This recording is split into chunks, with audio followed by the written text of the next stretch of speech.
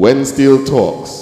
This is When Steel Talks, and we're very pleased to have the opportunity to sit down and speak this time around with Kareem the Dream Thompson. Welcome to When Steel Talks, Kareem. Pleasure to be here. And we've never had the opportunity of doing this before. I mean, we've spoken with you. I mean, we've covered you when you have your performances together with Kid Caribbean, but actually a one-on-one, it's not happened, and this is the perfect time. So thank you for joining us, and welcome once again. No problem, anytime. All right, so let's get straight into it. How did you first start with the Steelpan instrument, the art form? Well, my grandfather, Edgar Fitzgerald, known as Spots. Spots, yeah. He had musical instruments around the house. So, you know, as little ones, we would see it, but we wouldn't really pay attention to it. But one day in particular, me and my uncles, Ivan Toure, we was fooling. Keyboardist and bassist in Kid Caribbean, yes. Right? We was just fooling around, and he just noticed us fooling around, and Spots noticed you. Okay. Us, and he took attention to it, and he decided to just start us off with a teacher. Our first teacher was Val. You know Val? I don't know his full name. Okay. Val, and then eventually Scipio Sargent. Sargent, yeah, yes. Late Scipio Sargent, yeah. So after that, that's how it started. So, with your uncles going or gravitating toward keyboards and bass, what made you gravitate toward the Steelpan? And were you ever interested in any other instrument at the same time? I was actually the one on congas. Oh, okay. I don't know how I ended up on band, but I'm glad I did end up on band. And when I did, I just took a love for it, and I just wanted to keep learning and keep getting better, keep practicing, and Sarge was really the key, because the way he started us off playing a lot of jazz and standards. You're saying the same thing Andy Akiu was saying. Right. I mean, it's interesting how Freddie, there's all this, this theme, but go ahead. Scales, chords, theory, harmony. He made sure that the foundation was sound. Yeah. And that, to me, that was everything. Because I noticed a lot of band players in particular, they start off with just learning in a steel band, and everything else comes after. With me, it was the other way around. The reverse, yeah. So when I did join the steel band, I was picking up the music pretty quickly. Because you had such a solid foundation, yeah.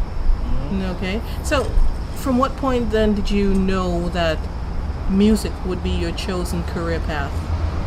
At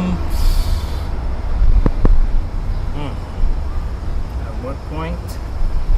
There was several points. Okay. When I went to my first year at Florida Memorial University, I could say that was the first time. When I went to Berkeley now, and I was exposed to so much new things and new music, and I was really amazed of how these other musicians, how serious they really took it, and how much hours they put in, and how much different genres of music they was listening to, and everything was music. Everything, every conversation was about music, and from there I said, you know what, this is it. This is it. Of the musical hats that you wear, performer, arranger, composer, which do you prefer, if any, or do you just really embrace them all? I would say performer, because I've had the most experience doing that. Arranging, I wish I had a lot more experience doing that. But you have arranged for Sesame Fly, so you're not a stranger to it. Yeah, you have arranged for New York Panorama, and you guys came forth. I mean, that was a pretty good first showing. Definitely. And I mean, that was my very first time arranging for Panorama and stuff like that. Very well done. So, with Kid Caribbean, you still continue, you arrange then? Definitely. Okay. And do you guys play any original compositions, yours or any of the other band members? Yeah, we do. We're actually now getting to the point where we only want to play original music, because for a long time we've been playing covers and stuff like that, and you can't really benefit from that. To a certain point you can, but it's always important to have your original music and own compositions and so forth. Well, on the topic of your own compositions, when you're arranging, are you thinking in terms of storytelling of imagery. Definitely. Okay. I think every ranger should, because you just can't arrange music, just for the sake of arranging music. You have to have something to tell, a story to tell, or you want to persuade this new idea, or something like that. Okay. We should state here, of course, that Kit Caribbean was formerly known as Jambalasi for many, many years. And what predicated the name change, and how did you come up with Kit Caribbean? The name change, well, Jambalasi, that we actually took that name from Sarge. Oh, Sarge has been such an influence. Definitely. Wow. So he came up with the name. We had the name for a while. We started, actually the Kit part, because that's like when we all started doing production and making rhythms and making beats and stuff like that. So first it was Kit Productions. Okay. That's the very So from Jambalasi to Kit Productions, or was it Kit Productions then Jambalasi? Jambalasi then Kit Productions. Okay. But Kit Productions is separate from Jambalasi. Yeah, okay. Yeah, so we took the Kit part from the productions, and Pops came up with the Caribbean connection. And we was all like, whatever. Okay, you did a BA in Jazz Studies at Florida Memorial University, along with a BA in Music Business at Berklee College of Music. Yes. How was your overall educational experience, considering, you had two different sets of influences, but still, and you yourself continuing along your developmental path, talk about how it all came together and still coming together. Well, at Florida Memorial, me personally, I'm a sponge.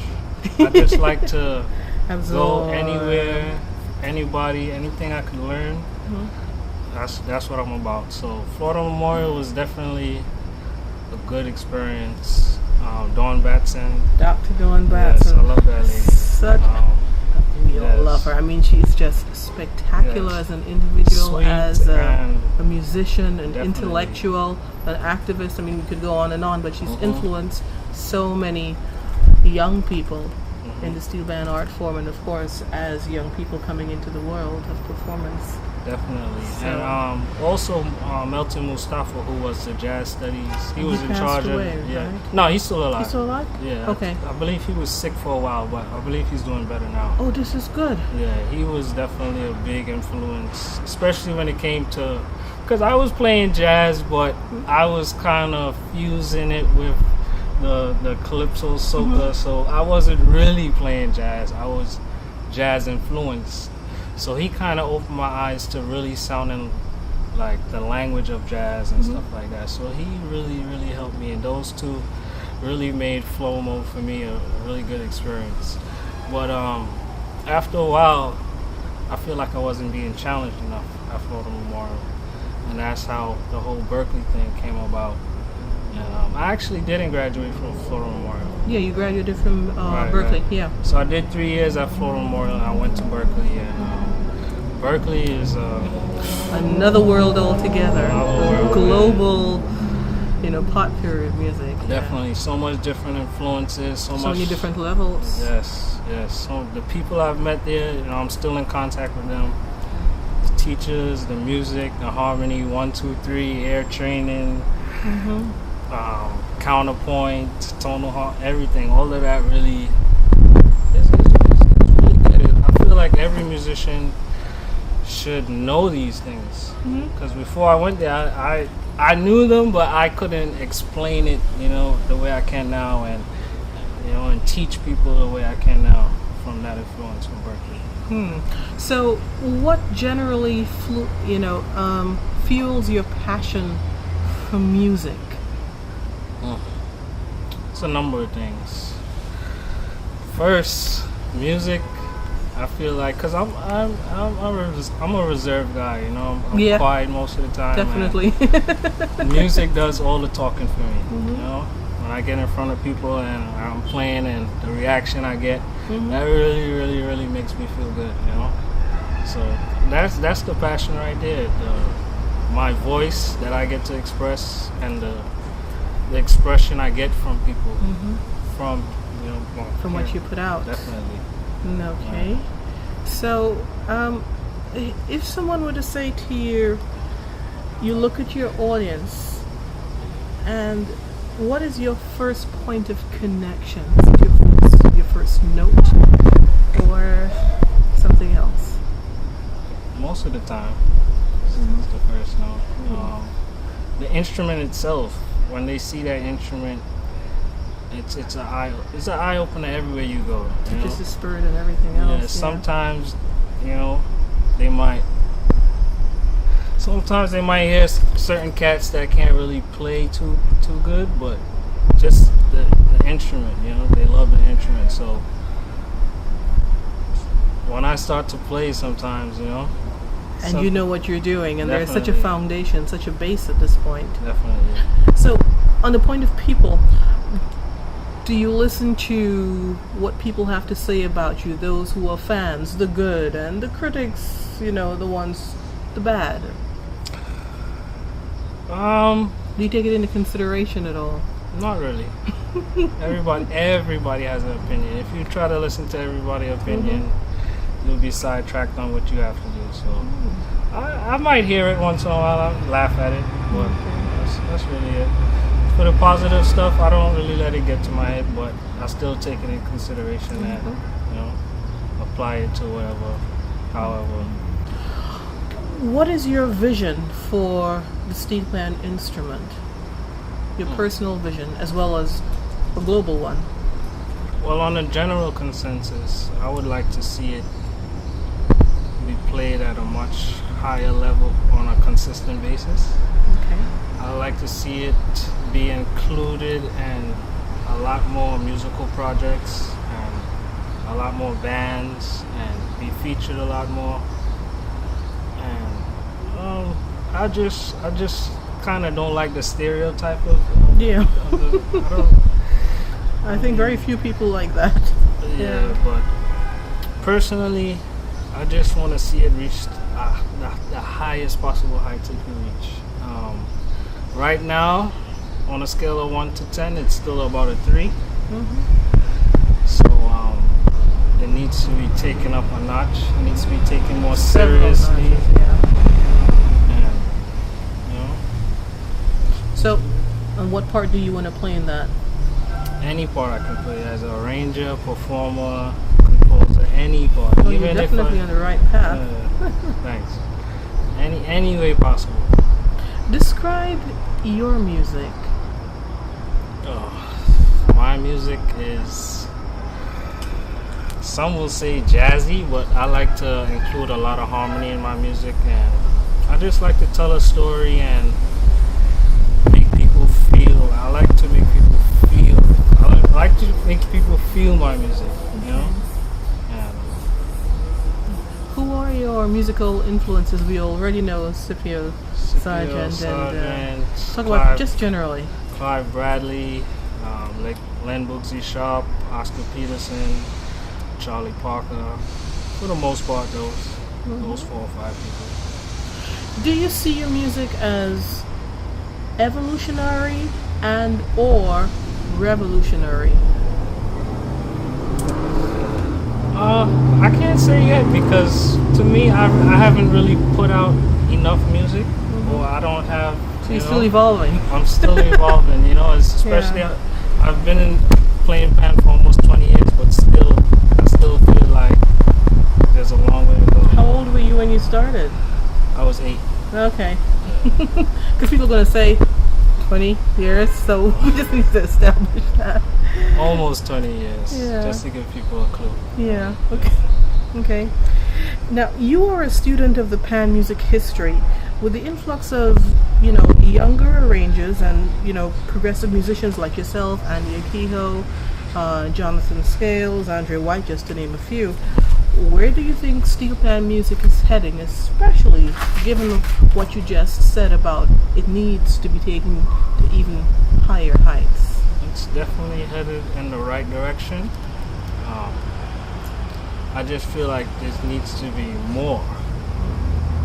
It's heading in the right direction, but it's like baby steps. We need to start taking giant steps and really making a big impact. Although the impact is there, it's one or two people, really one or two people that's really branching out and really marketing it and doing original music and stuff like that on the pan.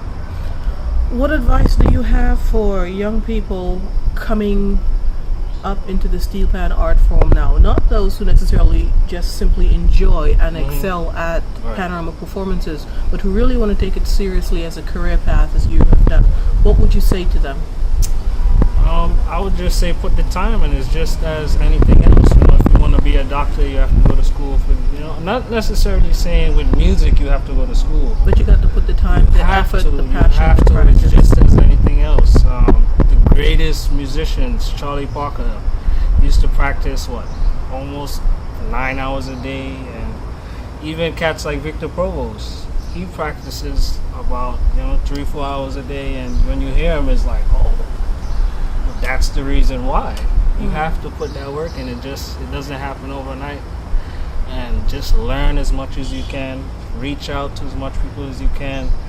Be around people who's doing better than you musically, and just try to be that little annoying, person who wants to learn all the time. It's very simple. I don't think it's nothing. It's not rocket science. What are your thoughts on the business aspect of Steelpan music?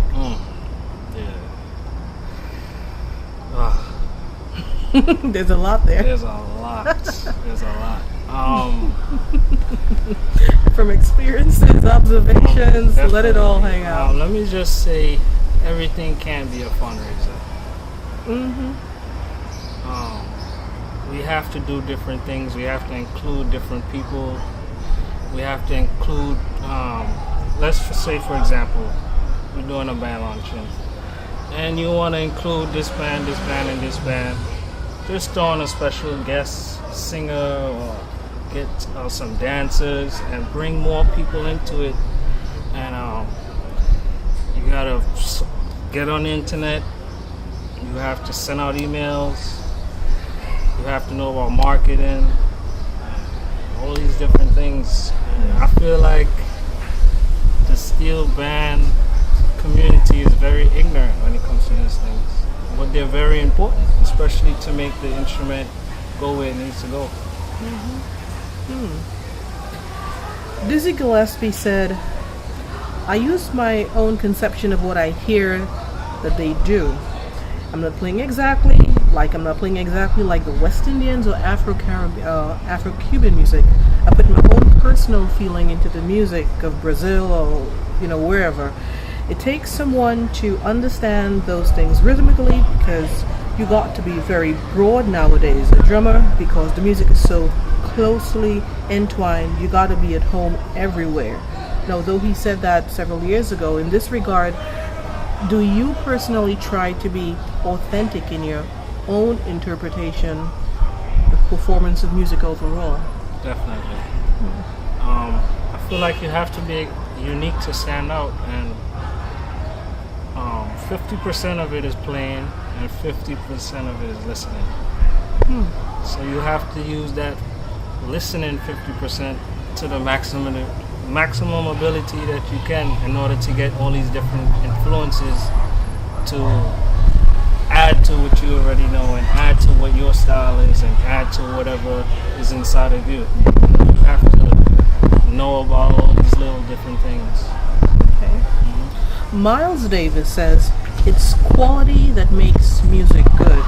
If you get the right guys to play the right thing at the right time, you got everything you need. Direction is the key. So, what's next on the menu for Kareem Thompson? Well, for a while now, I've been working on my solo album, and it's kind of difficult putting together. But all original compositions? Yeah. So, I mean, right now I'm still putting all the music together, and the musicians I have to really get together, because exactly what Miles said, you have to have the right people at the right time. You got to have the right connection. Right. You can't call a jazz player to play on your album, and your album is mostly classical. You have to. You've got to put everything in place. You've got to have the right ingredients, the right mix, the right quantity, etc. Definitely. So, but I feel blessed to know that I have these cats around me. It's just hard to really put everything together right now. Don't worry, it's coming. It's an exercise that demands nothing but your best, and in that case, you'll eventually get it together. Definitely. Yeah. So that's next on the menu, and I hope to soon have a steel band to work with. Because I have all these ideas up here, but.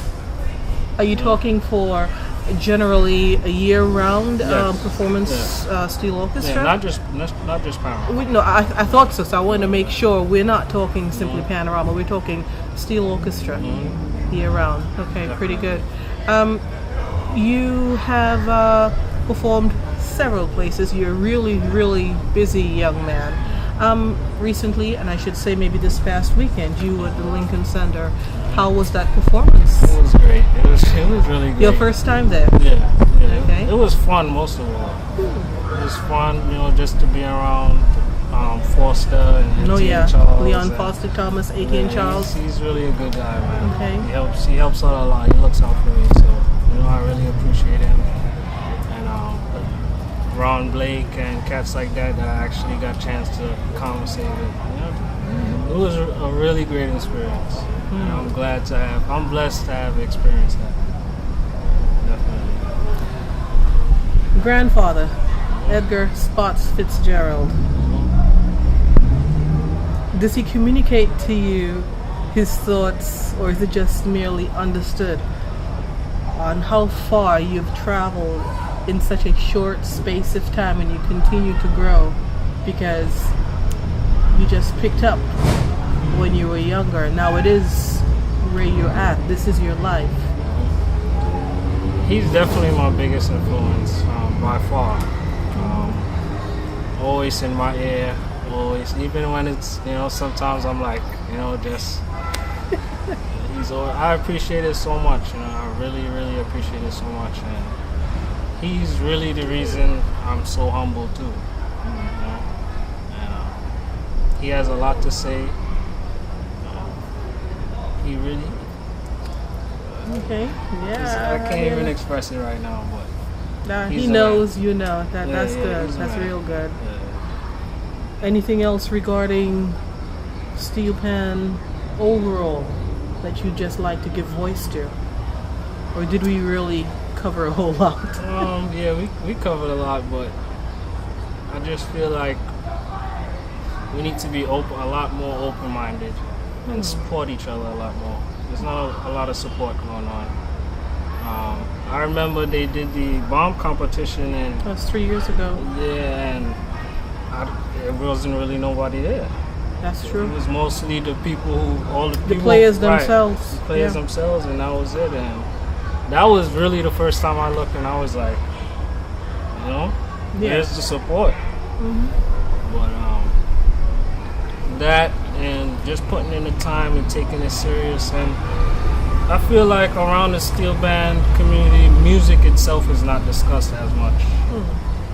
Music theory and teaching the players skills, and the ones that want to learn, because we know there's a lot who just in it for the fun and the lime and the drinking, which is cool. There's nothing wrong with that. But there should be things in place whereby if others want to do that formal base and they don't necessarily have the ability or the means to get to a school or a college to do so, that the Panyard should offer that. Definitely, because there should be that opportunity. It makes the arranger's job 10 times easier. Yeah, indeed. 10 times easier. If the arranger could say, well, play a C scale starting from D and stop at this note, and he just turn around and they play it, There's nothing where he have to go and baby them, and because they're not robots. They have the ability to learn and express themselves, and I think a lot of them want to learn, but it's just panorama time. Panorama time, it's just a fever for yeah. Well, which is why this orchestras that can function year round. Right. I suppose it's definitely up to them if they have that opportunity and the facilities to do so, to perhaps look into that type of venture. I think if they were serious enough, they would, and if they cared enough, because let's be honest. Sometimes it's not about the music and it's not about the players. And people have their own hidden agendas, and everybody just wants to, load up their pockets. Which, it shouldn't be like that, but that's just the way it is, And I think if more was put in, but on the other hand, too, Panorama, like, it is what it is.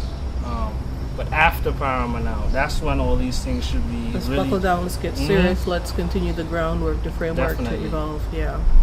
Before we wrap up, are you looking into perhaps sometime furthering, your education? You're going back for your master's, Definitely. anything like that? Definitely. It's on the horizon there. Yeah. A master's. I'm looking into it now. Okay. But Just wanted to make sure. definitely, yeah. I've just been so busy performing. Been very, very tired this last 2 months. Yeah, you have been busy.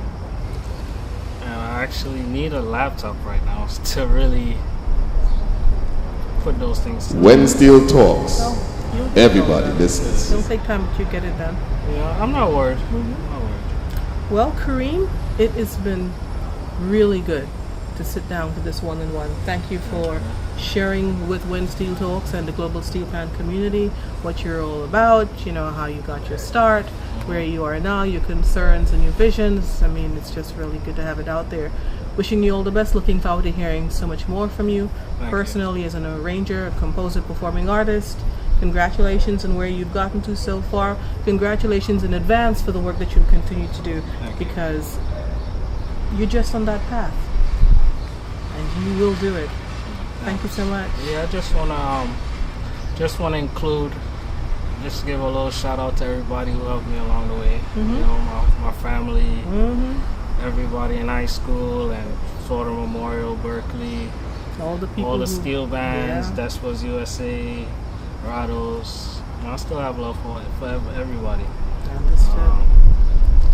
A lot, Iman, Andre White, KJ, Yeah, Sheldon Twaits, BJ, the entire crew, the everyone, whole crew, man. everyone who's contributed to Definitely. your path. Everybody. Understood. Thank you, Kareem.